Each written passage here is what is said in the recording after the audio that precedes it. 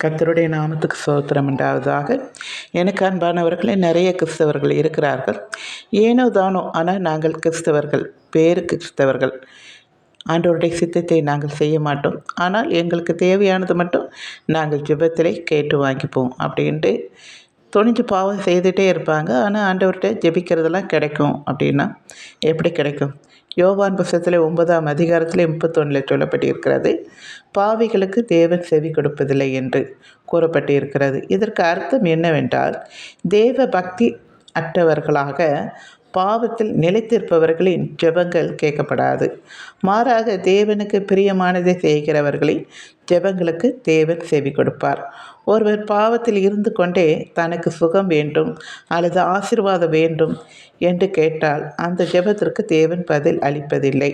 கர்த்தருடைய கோபம் உங்கள் மேலே இருக்கிறதை எப்படி கண்டுபிடிப்பீர்கள்? ஒன்று, தேவ சமாதானத்தை அனுபவிக்க முடியாது. உங்கள் ஜெபம் கேட்கப்படாது. ஏனென்றால் உங்கள் பாவமே அவருக்கும் உங்களுக்கும் மதில் சுவராக இருக்கிறது. நீங்கள் அந்த பாவத்தை விடும்போது தான் உங்கள் ஜெபங்கள் கேட்கப்படும்.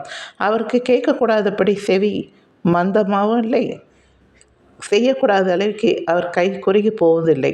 உங்கள் பாவமே அவருக்கும் உங்களுக்கும் பிரிவினையாய் இருக்கிறது என்று சுவிசேஷத்திலே சொல்லப்பட்டிருக்கிறதை நீங்கள் பார்ப்பீர்கள்.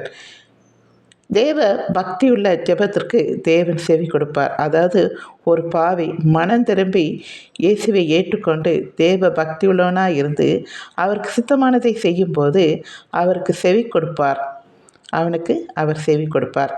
இதன் மூலம் தேவன் தம்முடைய பிள்ளைகளின் ஜெபங்களை கேட்பார் என்பதையும், தேவ சித்தத்தின்படி வாழ்வோருக்கு அவர் உதவி செய்வார் என்பதையும் இதில் குறிப்பிடப்பட்டிருக்கிறது. எனக்கு அன்பானவர்களை, நீங்கள் இயேசுவை ஏற்றுக்கொண்ட பிறகு வேதத்தை வாசிக்க வேண்டும்.